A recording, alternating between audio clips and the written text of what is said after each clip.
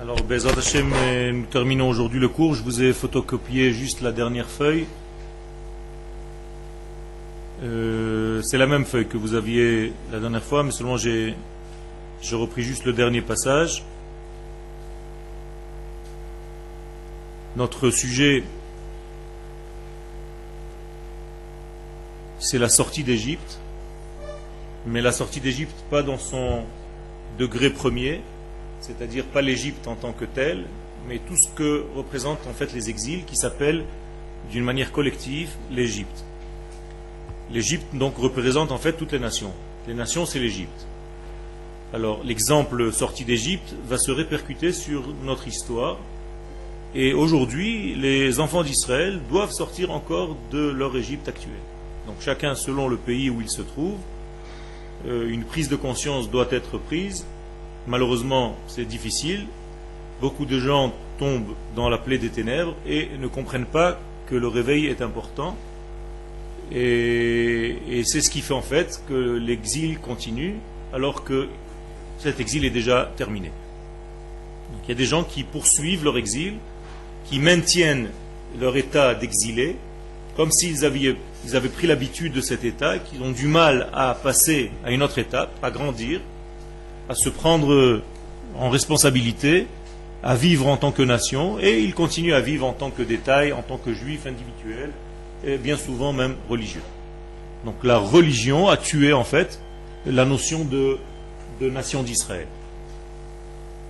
Donc, il faut être très très dangereux, il faut faire très attention avec ce degré-là donc de religiosité, lorsque ce degré-là en fait est dépourvu de nation, dépourvu de la nation d'Israël, du nationalisme israélien et de tout ce que ça comporte. Lorsque nous oublions ce degré-là, bien, les nations du monde viennent nous le rappeler. C'est pourquoi ceux qui étaient en fait antisémites avant deviennent anti-israéliens maintenant. Anti-sionistes, c'est la même chose. Ça veut dire que c'est exactement le même problème qui a continué, qui a évolué sous une autre forme, avec d'autres noms, mais le problème est toujours le même. Et à quoi ça sert? À ce que nous sachions que nous devons savoir notre identité. Et lorsque nous nous présentons en tant que peuple, c'est là où on dérange. Lorsqu'on se présente en tant qu'individu, on ne dérange pas beaucoup, on se cache, on rase les murs un petit peu dans les pays dans lesquels nous sommes, et on ne fait pas beaucoup de bruit. Mais lorsque Israël devient une nation, eh bien ça commence à déranger, parce que même les juifs individuels commencent à lever la tête. Ça veut dire que si aujourd'hui un homme comme les philosophes nouveaux en France, par exemple, peuvent parler, c'est parce qu'il y a l'État d'Israël. S'il n'y avait pas l'État d'Israël, on n'aurait même pas laissé la parole à ces gens-là. Donc toute leur force en fait de parole, c'est pas parce qu'ils sont philosophes ou que les gens les respectent. Ils respectent parce qu'ils sont en réalité dans leur tête, dans le subconscient, reliés à la nation d'Israël. Et c'est cette nation qui leur donne un dos, qui leur donne une assise et un degré qui leur permet d'ouvrir la bouche. On est arrivé à la partie Ador Hazeh Hu Dor HaGeoula, à peu près à la 15e ligne, 12e, 13e ligne. Ador Hazeh Hu Dor HaGeoula.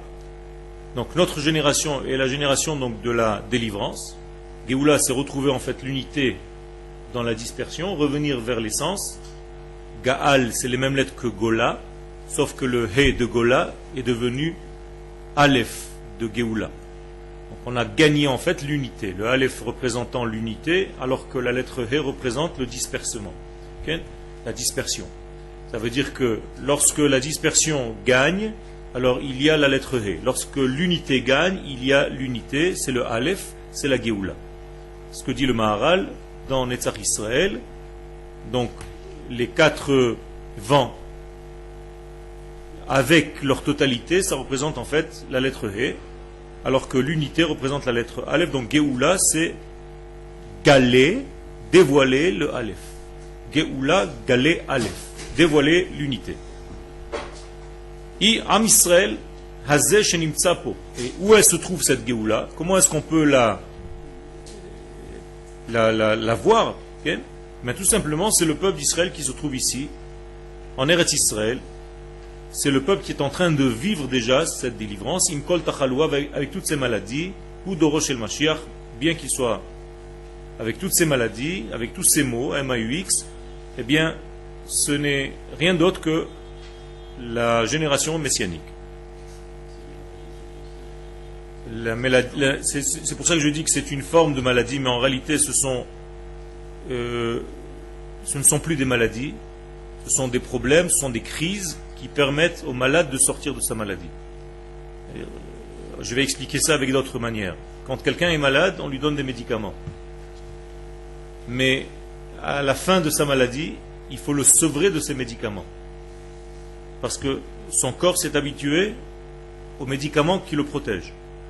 Donc il va falloir maintenant arrêter ces médicaments. Et parfois il y a des médicaments pour calmer l'effet des premiers médicaments. Mais c'est exactement la même chose. Les premiers médicaments de l'exil, il faut se soigner de ces médicaments-là. Donc on est sorti d'exil. La sortie d'exil, maintenant il faut se sevrer de ce désert. Il faut se sevrer de cet exil parce que l'influence est tellement restée, incrustée, imprégnée en nous que malheureusement nous avons du mal à nous séparer de cet exil. Comme disent plus d'un de nos sages, il ne suffit pas de sortir de l'exil, il faut se poser la question, est-ce que l'exil est sorti de nous? Alors, vous êtes sorti de l'exil, vous êtes ici en Eretz Israël, mais combien de temps ça prend pour que l'exil vous quitte? Et ça, c'est la deuxième partie. Donc, ça, c'est ce qu'on appelle les maladies. Cette maladie, en réalité, qui n'en est plus une, puisque nous sommes en voie de guérison, sauf que les boutons apparaissent, la maladie n'est plus contagieuse, mais ce n'est pas très agréable à voir. Et c'est ce qui se passe en réalité en Eretz Israël, c'est que les boutons sortent, donc c'est pas très agréable à voir, mais la maladie n'est plus contagieuse. Contrairement à ce que nous avions en exil, on ne voyait pas de boutons, mais la maladie était contagieuse et nous avons perdu 80% de notre peuple. Okay. Et c'est un problème très grave. S'il n'y avait pas tous ces pogroms et toutes ces guerres contre le peuple d'Israël, nous serions aujourd'hui, d'après les comptes, 200 et quelques millions. Okay. Donc nous avons été presque complètement écrasés, annulés de l'existence, si ce n'est qu'Akadosh Baruch Hu a prévu ce peuple, et donc ce peuple ne peut pas disparaître, donc l'élément restant va avec lui faire pousser la nouvelle délivrance. La dernière délivrance, qui est en réalité la suite, la continuité de la première. On appelle ça l'os du louz. Vous savez que le Motsai Shabbat, quand vous faites la Havdalah, vous prenez du vin, vous avez l'habitude de vous mettre un petit peu de vin derrière la nuque. Et lorsque vous mangez après Seuda Revi'it, c'est important de faire une Seuda Revi'it après Shabbat, c'est la Seuda de David Amelech. Et ça, nous disent, et le Shulchan Aruch, Mishnah Brura, nous explique qu'il y a un os qui se nourrit de cette Seuda-là. Un os qui s'appelle le louz, ou le naskoy, deux noms que donne la Mishnah Brura, et qui en réalité porte en fait la tête. C'est celui qui est l'axe de toute la boîte crânienne. Donc cet os-là, en fait, c'est celui qui reste et qui ne se détruit jamais. C'est-à-dire même lorsque la personne est morte, que tous ses os ont été décomposés, il reste ce naskoy, ce petit os-là. Ce petit os-là est la preuve que la résurrection des morts va se faire à partir de lui. Comme ça le disait le sage, la rosée de la résurrection des morts va commencer par ce petit os qui n'a pas disparu, on ne peut pas détruire, et avec lui on va reconstruire le corps tout entier et la neshama va revenir. Ça, c'est cet os au niveau physique de l'homme, existe aussi au niveau territorial. C'est le kotel Amaharavi. Okay? Le kotel, c'est l'os du louz de tout le temple qui a été détruit, qui est mort. Donc cet os, ce dernier os qui est resté, par lui va recommencer la reconstruction du troisième temple. C'est pour ça que nous sommes attachés au kotel. Okay? C'est le dernier souvenir de ce qu'il va y avoir. Okay? Je parle d'un souvenir dans le futur parce que c'est comme ça qu'on marche dans le judaïsme. Donc nous avons une répercussion sur le futur et c'est de cet os-là, de ce kotel, que tout va remonter. C'est pour ça que le kotel ne peut pas être détruit, ne sera jamais détruit, n'a jamais été détruit. Personne ne peut venir à bout de ce kotel-là. Il a une force parce qu'il représente en fait ce louz. C'est exactement du même ordre d'idées, le même ordre de degrés.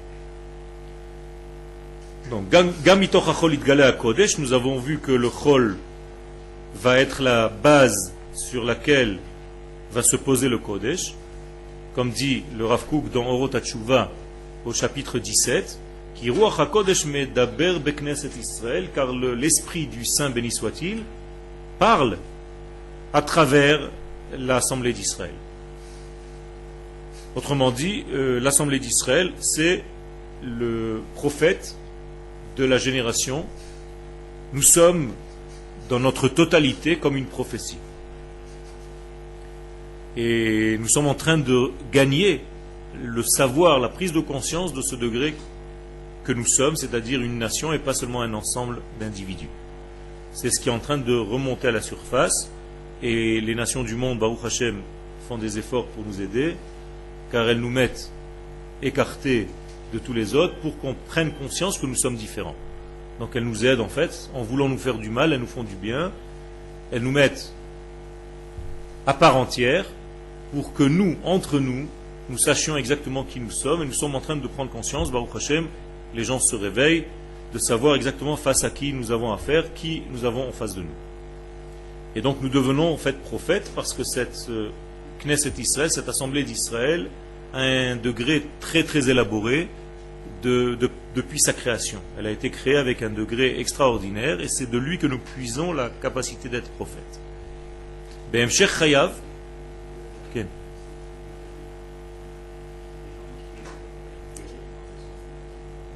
C'est pour ça que je ne parle pas au niveau individuel. Je parle au niveau du collectif du peuple. Tu as raison qu'au niveau individuel, il reste encore quelques résidus, mais les choses se soignent au fur et à mesure. Au niveau collectif, la nation d'Israël est en train de se soigner. Okay. Alors, nous avons vu que le papillon, avant de devenir papillon, il était une larve, et cette larve, en fait, grossissait, explosait littéralement, parce qu'elle mangeait, elle ne s'occupait que de se nourrir, et elle passait en fait 5 fois ce processus de destruction totale et de reconstruction avec un changement de peau continuel. Donc dans cette période-là où il se reforme une nouvelle peau, il tisse autour de lui une pellicule très fine de fils, comme des toiles d'araignée, comme une toile d'araignée. Et si vous voyez de temps en temps, vous ne savez pas peut-être que c'est une larve de papillon, vous pouvez le voir sur une feuille d'un arbre, d'un arbuste, vous pouvez voir un genre de tissage avec un cocon collé à la feuille. C'est un papillon qui est en voie de devenir un papillon. Pour l'instant, il est en train de passer tous ces processus que nous sommes en train de développer ici. Et donc, il s'attache à une feuille, et à ce moment-là, il ne mange plus. Il ne se développe plus. Là, c'est carrément une mort. Celui qui regarde, il voit qu'il n'y a aucun développement, aucun changement. C'est comme si le papillon était en train de mourir. Et donc, celui qui ne comprend pas l'histoire, il va se dire, tout ce qu'il a fait, c'est dommage, ça a été pour rien. Okay? Il a séché, là, il est mort, il n'y a plus rien qui se passe. Vous comprenez bien le parallèle? Nous avons des périodes dans notre retour où il ne se passera rien. Et on va avoir l'impression que la Géoula n'avance pas, on est en train de sécher. On s'est collé à une feuille, on s'est collé à un sujet, et on a l'impression que c'est ce sujet notre vie, mais en réalité, on n'a aucun développement, rien du tout, et on est en train de mourir tout doucement. Il n'en est rien, c'est faux. Quel? Ma?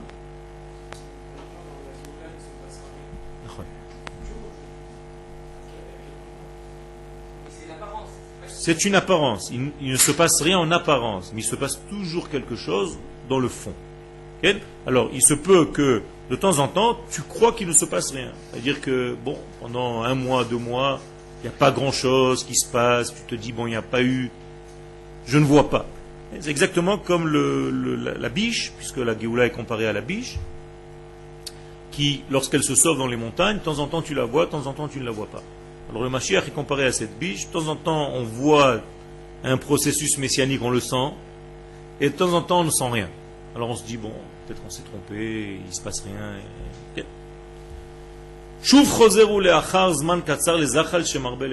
Et ce qui est très bizarre dans ce papillon, c'est qu'après tout le processus qui normalement devrait donner un papillon, il redevient un ver.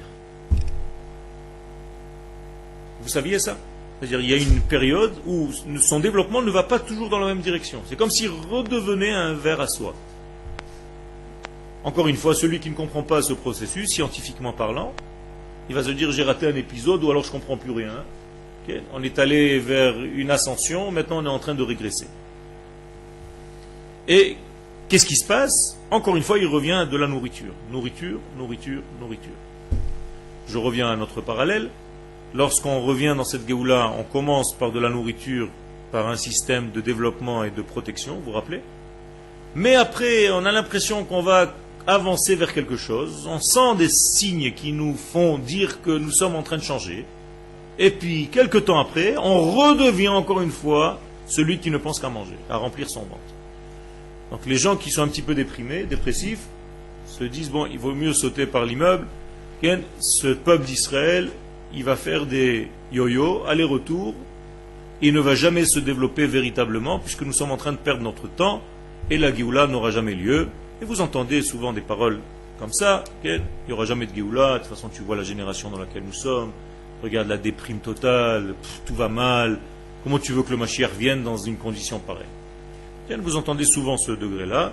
Ça, ce sont les gens qui sortent du cinéma juste avant le meilleur moment. Ils sortent de la salle et le film les a ennuyés. Ils n'ont pas compris encore que le film est en train de commencer maintenant. Et donc, ils ont raté le meilleur. Et ils attendent à la sortie, quand les gens sortent du film et qu'ils les voient émerveillés, ils leur disent, mais c'était quoi? C'était un film qui ne valait rien. Ils disent, mais non, tu es sorti juste lorsqu'il ne fallait pas. C'est la même chose. Il y a des gens malheureusement qui vont rater cet épisode-là parce qu'ils sont trop pressés, parce qu'ils sont oppressés et parce que la Géoula telle qu'elle se présente ne correspond pas à ce qu'ils ont eu dans l'idée qu'elle doit être. Malheureusement, nous avons trop d'idées par rapport à la Géoula préconçues et on refuse la Géoula telle qu'Akadosh Baruch Hu, lui, décide de la faire, comme si nous savions plus que lui comment gérer sa Géoula. Et on lui dit à Kadosh Baruch Hu, tu es bien gentil, mais c'est pas comme ça que j'ai appris à la yeshiva. Donc apparemment c'est pas toi le bon Dieu et c'est pas la Géoula. Okay? C'est exactement ce qu'on dit malheureusement sous d'autres termes. Je suis obligé de faire une caricature pour vous mettre en relief les choses. Achar kach over hu diaposa. La phase suivante s'appelle une diapose. Hafsakat betalich gidulo, c'est-à-dire tout s'arrête. Il y a un arrêt total de toute la croissance. Comme un grand sommeil pour celui qui sait, mais celui qui ne sait pas, c'est la mort. Un grand sommeil, choref d'hiver, une hibernation, et tsel ba'ala chaim, chez tous les animaux, chez beaucoup d'animaux, ça se passe. Akol mesubach meod. Donc vous voyez, conclusion, tout est très compliqué. Aval kach hu aseder shel hitpatrut aparpar, mais c'est ainsi qu'Akadosh Baruch Hu a décidé de faire développer son papillon, et en réalité, de faire développer sa Géoula, puisque nous parlons de la même chose. Ve Israël domimlo, donc Israël qui ressemble à ce développement, et de la même manière, très compliqué est leur chemin, très compliqué est l'évolution de ce chemin pour arriver à cette délivrance. Acharei itnashlut achamishit. On arrive au niveau scientifique après la 5e fois où le zachal, cette larve, perd sa peau. Kulam kvar metzapim leofat aparpar. Et là, tout le monde se dit, ça y est, c'est fini, quoi. 5 fois, gamarnu. Le papillon doit apparaître. On attend tous. Kan mofia ashlav akaché mikol. Et là, apparaît quelque chose d'encore plus difficile de tout ce qu'on a vu jusqu'à maintenant. Idgalmut. Qu'est-ce que c'est la Idgalmut? Tout redevient golem. Golem, ça veut dire, pire que le sommeil de la dernière fois, tu as l'impression que c'est devenu un objet inerte. Il n'a plus aucun fonctionnement. Tu peux le regarder, il ne bouge plus. Il n'y a plus aucune vie apparemment. Akol nasog leachor, tout est revenu, tout a reculé. A golem mitkatser, il redevient petit d'ailleurs, comme si le temps est en train de le faire disparaître. Dans 2 ou 3 jours, tu ne le verras plus. Mishkalo yored, son poids est en train de diminuer, parce que tu te dis qu'il est en train de se vider, donc de son contenu, il n'y a plus rien. Yored ou me'av mitrokni, mais même de l'intérieur, il est en train de se vider. Ses intestins sont en train de se vider complètement. Alors où est la Géoula, Rabotai? La Géoula, elle est en train de prendre un coup dans l'aile. C'est exactement le même degré. Ça veut dire que celui qui regarde cette phase-là, qui est la dernière, qui est très proche du papillon, eh bien, elle est complètement dans le noir total. Ça ressemble à quoi? Eh bien, à la plaie des ténèbres avant la sortie d'Égypte. Normalement, si on va vers la sortie d'Égypte, chaque jour doit être un petit peu plus clair. Eh bien, pas du tout. Plus on avance dans les 10 plaies d'Égypte, plus on tombe dans le noir. Jusqu'à la 9e plaie où on est complètement dans le noir, alors que c'est une plaie avant la Géoula. Et donc les gens qui sont un petit peu dépressifs, dans la plaie des ténèbres, ils se laissent mourir. Et d'ailleurs, 80% se sont laissés mourir dans cette plaie des ténèbres. Ken?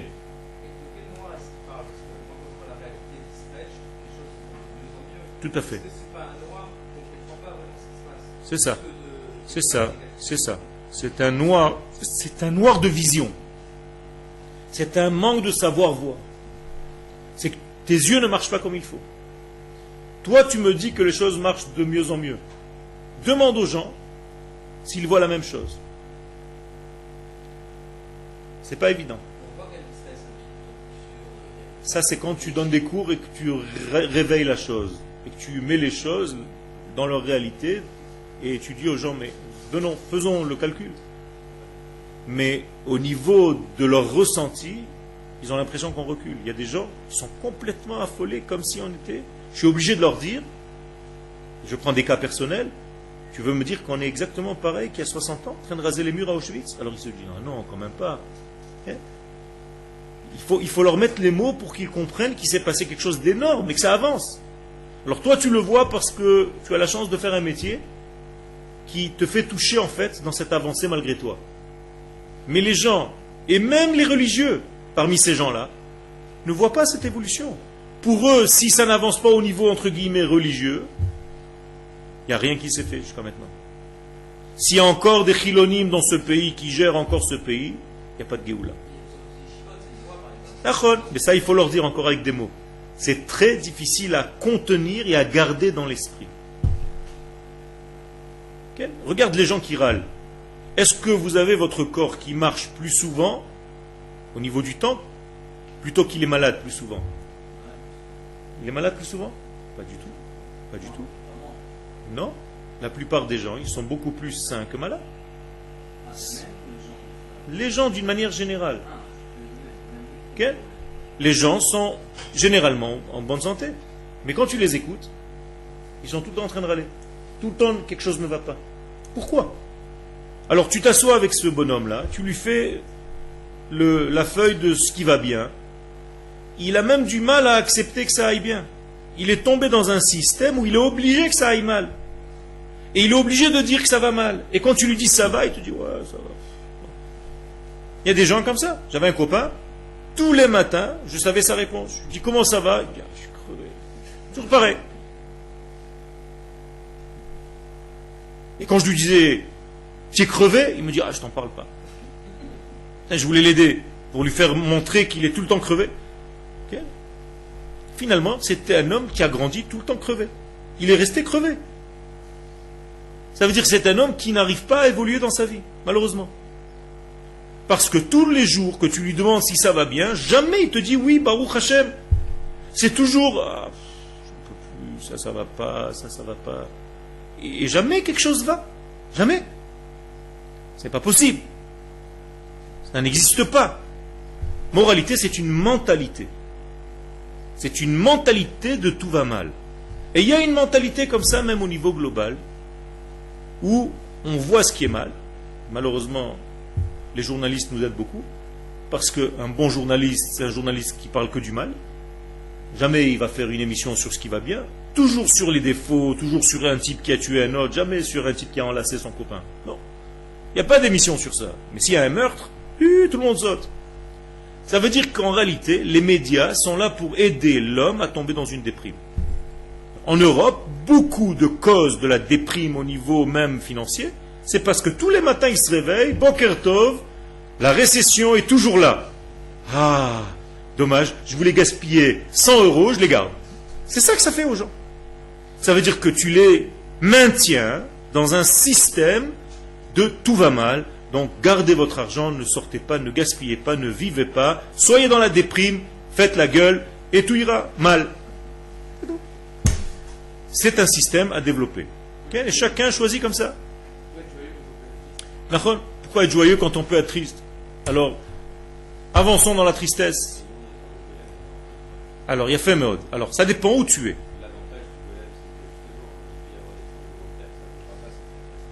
Ok. Mais un golem, ça ne bouge pas non plus. Ça ne vit pas non plus. Ce n'est pas dans un état de vie. C'est un passage. Ce n'est pas une idéologie. Il y a fait. Alors, on est d'accord que c'est un passage. Mais si tu prends ça comme un modèle de vie, là, ça ne va pas. Alors, tu as raison. On est dans un passage. On peut passer ce passage plusieurs fois dans notre Géoula en revenant vers un état de golem. Okay? Et le tout, c'est de savoir évoluer, de comprendre, d'étudier, en fait, notre temps. Donc, ouvrez les yeux pour vous placer vous-même, même au niveau individuel. Où est-ce que vous vous trouvez dans le schéma que je suis en train de dessiner? Est-ce que vous faites partie de ces râleurs, mal dans leur peau, ou est-ce que vous faites partie de ces gens qui sont quand même bien dans leur peau et qui disent Baruch Hashem? Lo hakol tov aval ahov. Pas tout est bien, mais la plupart des choses sont bien, Baruch Hashem. On évolue, on essaie de... Tu manges, tu as une famille, tu as des enfants, tu as une femme, tu as des parents, Baruch Hashem, tu es en bonne santé, tu es en train d'avancer. Ton état est en train de fleurir et de grandir. C'est sûr qu'il y a des problèmes, et alors? Et à chaque fois, tu vas river ta tête sur ces problèmes-là et tu vas oublier l'essentiel. Jamais tu pourras vivre. Jamais tu pourras vivre. Vous vous rappelez, c'est comme si l'exemple que je vous avais donné une fois, celui qui prépare son mariage. Il y a plein de problèmes quand on prépare un mariage, on est d'accord? La salle n'est pas comme je voulais, le serveur n'est pas comme ça, l'autre il n'est pas comme ci, l'autre il n'est pas comme ça, et il a augmenté le prix, et il m'a changé la date, et il m'a... Mais n'oublie pas que tu es en train de préparer un mariage. Si tu tombes dans la déprime de tous ces petits détails qui te cassent la vie, mais tu vas arriver au jour du mariage comme à Tisha B'Av, phrase de shalom. C'est pas le but. N'oublie pas que tu es en train de préparer une simcha.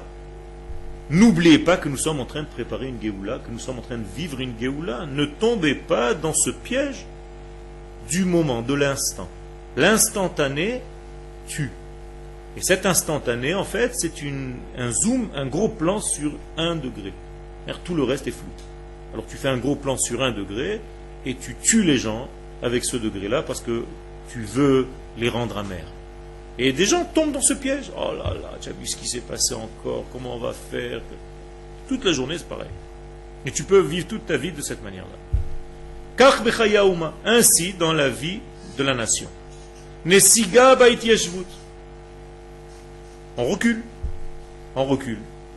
Comment ça se fait que les gens qui ont construit l'État d'Israël, eux-mêmes ou leurs enfants, sont en train de faire des bêtises, de reculer des endroits qu'ils ont eux-mêmes conquis? Ah, ça nous rappelle ce papillon. Il mange, maintenant il est en train de jeûner, il est en train de se vider des mêmes endroits, des mêmes territoires que lui-même a pris. Bizarre, non? On n'a plus la même idéologie. Le sionisme, on parle déjà de post-sionisme. Vous savez ce que c'est un post? Pas un post radio. Post, ça veut dire que c'est fini. Okay? C'est fini.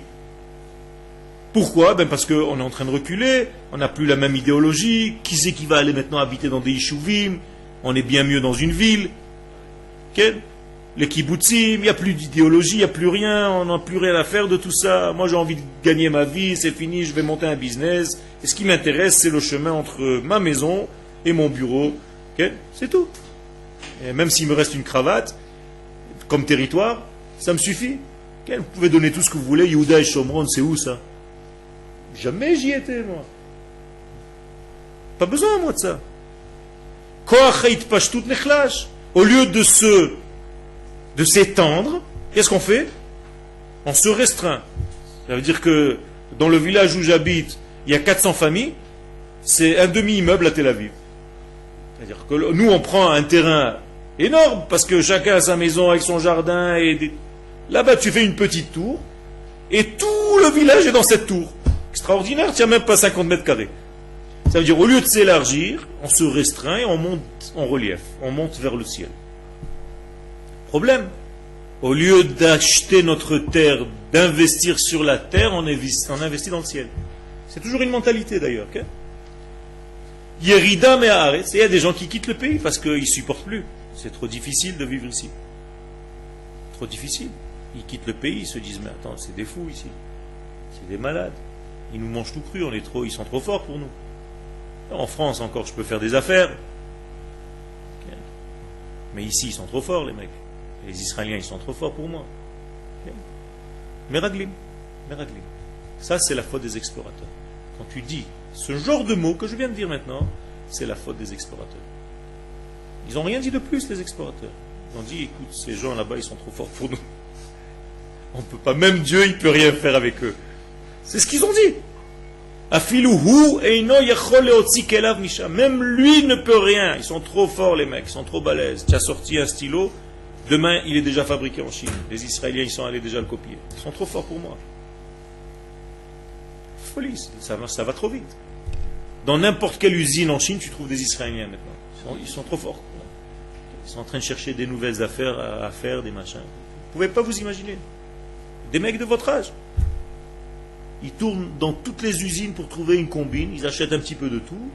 Ils amènent ici. Ils achètent pas beaucoup. 5, 6 articles de chaque.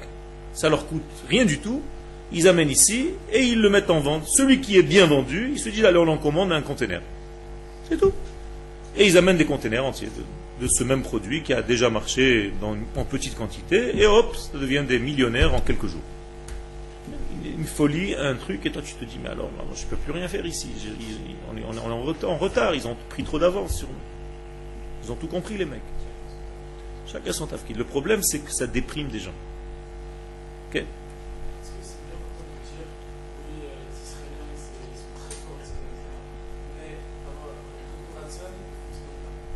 Qui c'est les Israéliens? C'est toi ou eux? Tu vois le problème? Regarde le problème. C'est exactement ça le problème. C'est que vous vous considérez pas comme des Israéliens et vous vous dites, nous on est là, ils sont trop forts pour nous, ils vont nous manger tout cru. C'est eux les Israéliens. Nous on est des nouveaux Israéliens. Ça veut rien dire ça, rien. Un type qui vient maintenant du Mexique, au bout d'un an c'est un Israélien, et toi tu as encore 20 ans ici, tu te dis je suis un ancien Olé Khadash. Je suis pas un Israélien. Je suis un Olévatique, je suis toujours français, toute ma vie je vais rester français, on dirait qu'on t'a mis un tampon Napoléon. Mais, alors, comment tu quittes ça? En commençant à changer la parole. Tu ne dois pas dire eux et nous. Eux c'est nous. Il n'y a pas eux et nous. Je suis israélien, tu es israélien à part entière, Nigma. Tu comprends? Rentre dans le jeu.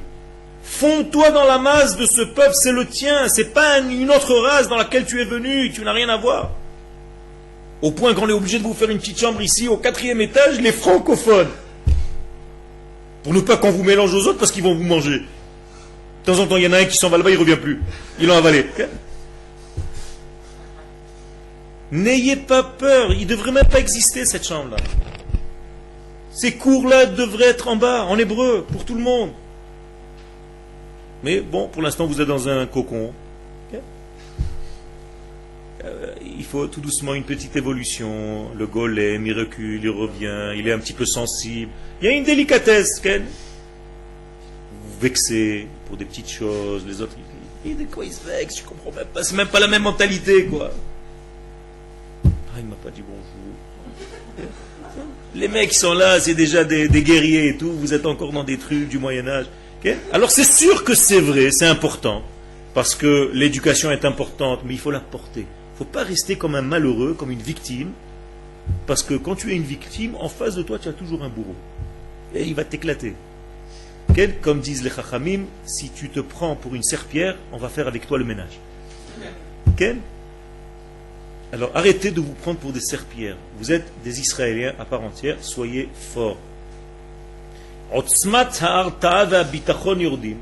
donc il y a des étapes où tout est en train de tomber. C'est-à-dire on a l'impression qu'on est plus fort, les Arabes n'ont plus peur de nous, les armées arabes maintenant ont levé la tête, avant ils nous craignaient. Vous entendez toutes ces paroles? Maintenant on n'a plus aucun aucune force de dissuasion, on a perdu toute notre force. Ah, avant, on pouvait aller en TB faire des trucs, maintenant on est des nuls. Tout ça, ce sont des mots dangereux. Faites attention à tout ça. D'autant plus que c'est faux. C'est faux, archi faux. Le problème, c'est qu'on ne sait pas les choses, c'est tout.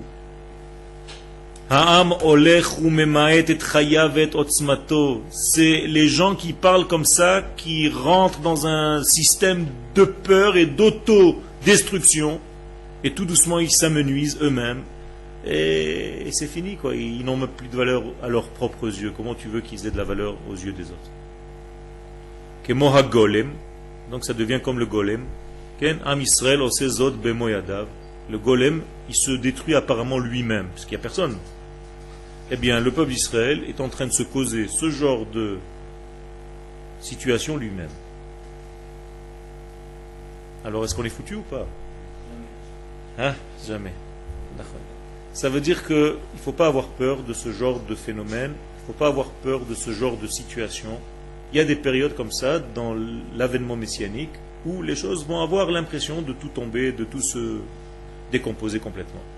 Mais il faut avoir une emuna pshuta dans Akadosh Baruch Hu, que c'est lui qui dirige l'histoire et qu'aucun instant ne sort de son contrôle. Alors même si tu vois que les gens, les mêmes qui ont construit, c'est eux qui détruisent, ceux qui ont conquis, c'est ceux qui donnent à nos ennemis ce qu'ils ont conquis, tu te dis, mais alors le monde est à l'envers, c'est fini, on est mort, on est foutus, ils ont gagné les mecs. Pas du tout. Balutot tvia yesh la zachal. Cette larve, elle développe des balutot. Comment on dit balutot en français? Des ganglions, okay? Des glandes de tvia, par laquelle il y a des fils à tisser, comme des tissages, comme l'araignée. Et il est en train de sortir de lui des fils très très très fins, miniatures. Ça veut dire qu'il est en train de se faire des canaux très loin pour rechercher la nourriture de là où il est avec ces canaux. Ça veut dire comme des pailles miniatures par lesquelles passe la nourriture sans que lui ne bouge. Et il se fait un nid dans lequel il se cache.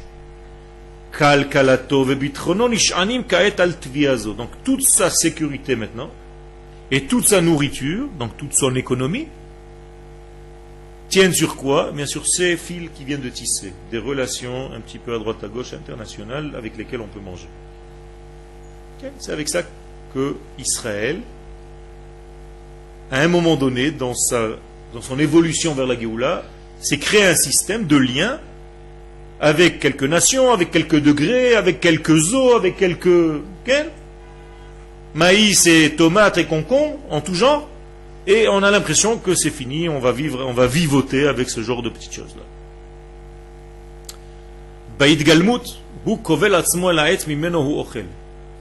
Dans cette partie-là, le papillon va se coller, il va s'attacher en fait, littéralement, avec une corde, à l'arbre duquel il est en train de manger.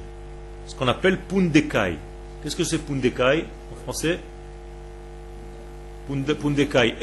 Pundekait. Nous avons des mamans qui portent le bébé d'une autre femme. Des mères porteuses. Donc en réalité, il devient Be'agdara Tamada, au niveau de la science, un pundekai. Ça veut dire qu'il est collé à l'arbre duquel il est en train de se nourrir. Et cet arbre devient pour lui en fait l'essence de sa vie, l'essentiel de sa vie. Il ne voit rien que cet arbre. Dans notre exemple, qu'est-ce que ça veut dire? Que la société israélienne s'est collée à certaines valeurs et ne les lâche pas. Et toi, tu viens comme un religieux tout frais, et tu te dis, mais jusqu'à quand ça va continuer ça? C'est ça le peuple d'Israël? Pundekai, c'est en fait se servir d'un système, rentrer dans le ventre d'une autre et grandir là-bas. Comme un parasite en fait. Il profite d'un endroit, il ne le quitte plus. Il s'est attaché à cet endroit-là et il ne le lâche plus. Et toi, tu te poses des questions. Comment on va sortir de cette situation? Shuv mashil et oro. Et là, ça continue. Regardez, je n'ai pas rajouté un mot à ce qui se passe dans la science. Ça veut dire que ça fait déjà 5 fois qu'il a changé de peau qu'il revient. Maintenant, nous sommes dans la 6e fois, encore une fois. Il est en train de rechanger de peau.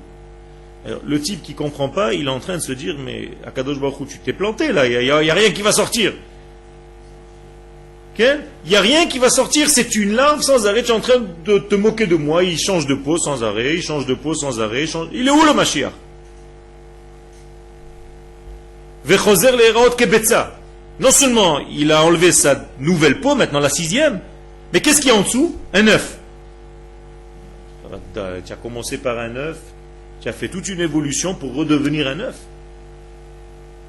C'est exactement ce qui se passe. La même chose. Tu peux te poser les mêmes questions. Et vous avez entendu des gens qui parlent comme ça. Et vous entendez des gens qui parlent comme ça. À quoi ça sert qu'on soit venu? On est redevenu pire qu'avant. On est revenu à zéro. Un œuf. Kebetrilato comme au début. Et là, chercha, vous tolez atzmo la etz. Alors, quelle est la différence avec l'œuf qu'il y avait avant? Tout simplement, maintenant, il est accroché à un arbre. Sympa. Comment il est accroché à cet arbre? La tête en bas et la queue en haut. Ça veut dire qu'il est à l'envers dans l'arbre maintenant. Qu'est-ce que c'est que à quoi ça correspond? Alors vous comprenez, dans notre parallèle toujours, c'est que non seulement on est redevenu un œuf, mais maintenant c'est un œuf à l'envers, avec la tête en bas. Ça veut dire que le monde est à l'envers, je n'en peux plus, je suis fatigué de ce processus, il est trop long pour moi. Moi, je croyais que la Géoula, c'était Mashiach now. Et tu es en train de me faire Mashiach avec un... Tu es en train de me moudre. Jusqu'à quand? Quel? Le bébé avant qu'il naisse. Mais ça, il faut le savoir. Là, ça fait déjà 5 fois que tu attends. La caméra elle est en train de tourner. Toi, tu es en train de tourner. Ken, tu en as marre de cette larve. Et tu te dis jamais il va sortir un papillon, ça va être une 10e fois, et une 11e fois, une 12e fois, ça recommence toujours la même chose. Okay? Never ending story, c'est une histoire sans fin.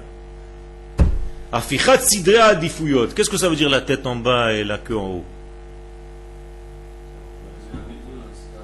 Bien fait. Un renversement de quoi? Des valeurs.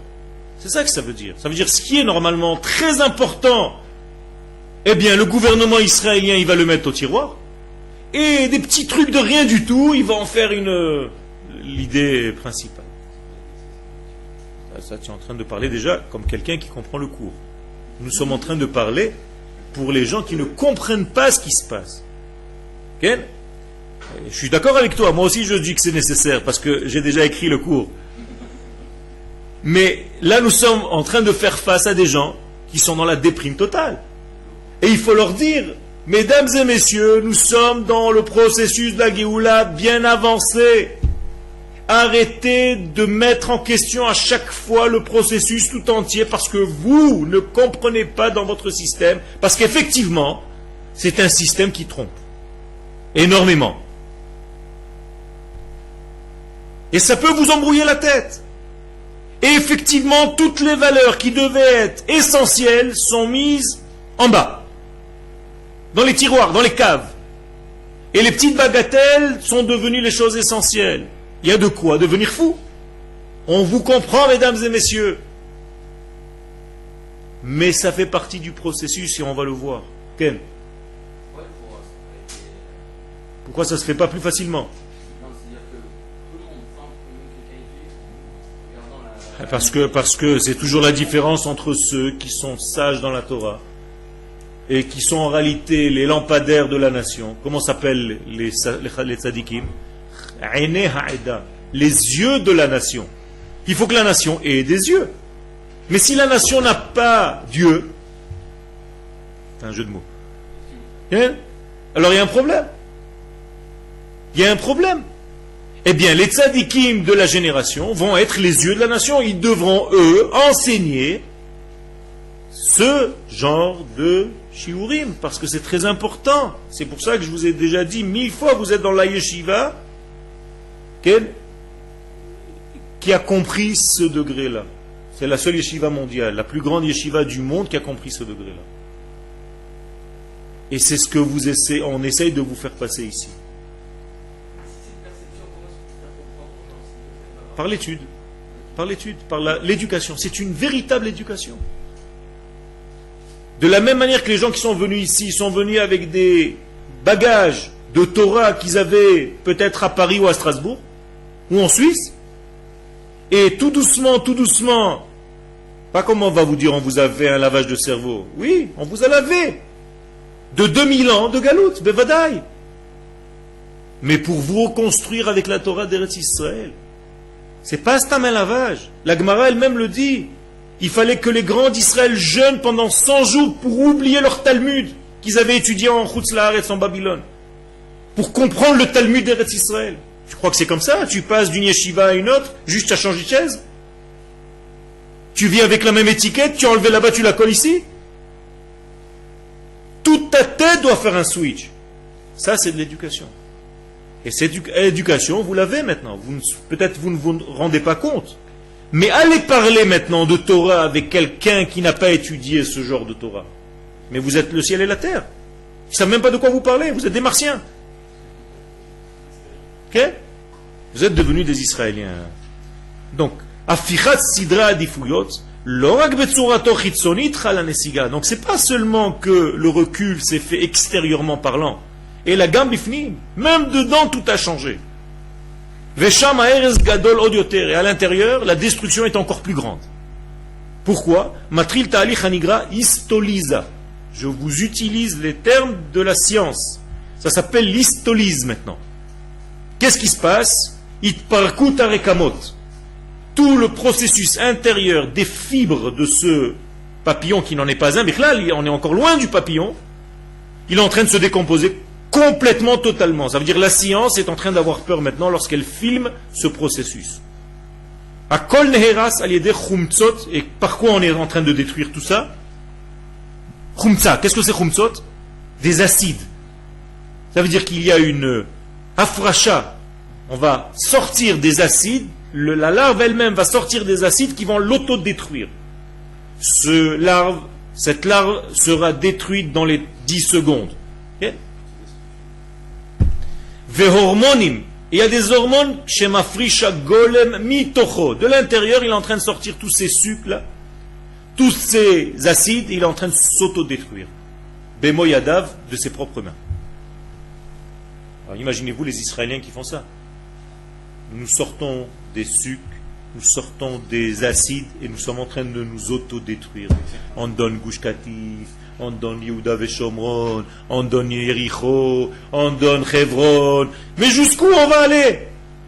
Tu veux Jérusalem? Oh, allez, d'accord, je vais te donner la partie d'en haut. Moi, je vais peut-être prendre la partie d'en bas si je suis gentil. Tu me permettras, s'il te plaît. Et effectivement, ça fait très peur. Et la dernière fois que j'étais dans un truc journalistique, dans une radio en direct, ok?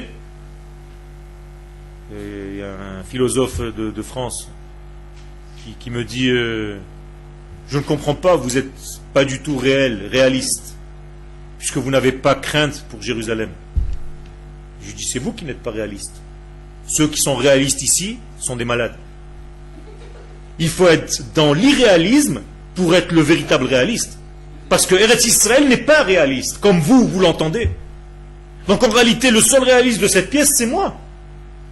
Avec mes airs de quelqu'un qui plane. Et vous, avec les pieds par terre, vous êtes complètement dans le planage. Expliquez-moi. Eh bien, j'ai été obligé de lui expliquer. Ce processus est un processus de délivrance, mais moi, j'ai foi dans cette délivrance-là. Je sais qu'on ne recule plus. Je sais qu'on avance, et malgré les apparences qui sont difficiles, et je suis entièrement d'accord. D'ailleurs, quelqu'un m'a posé la question, est-ce que j'attends que ça se passe? Non. Je prends mon arme. S'il y a quelqu'un qui fait un problème quelque part, il faut le renvoyer vite chez le patron. Ça veut dire, je ne vais pas faire un travail de, oui, il paraît qu'on a étudié que c'est un processus naturel. Attendons. Non. Non. Tu dois agir, mais tu dois avoir la foi que ça va marcher même quand c'est difficile. Et c'est difficile. Ou kovel et atzmo, donc on est en train de nous mettre nous-mêmes les menottes dans les mains. D'accord? C'est-à-dire, Israël se ligote elle-même. Elle se coince dans plein d'embrouilles À chaque fois qu'il se passe un truc, tout le monde se dit Israël est tombé dans le piège de Marmara, elles se sont ligotées les mains et eux-mêmes, ils savent plus quoi faire. Maintenant il y a un nouveau bateau qui est en train d'arriver avec peut-être un terroriste à bord qui veut se faire sauter. Ben, on va l'aider.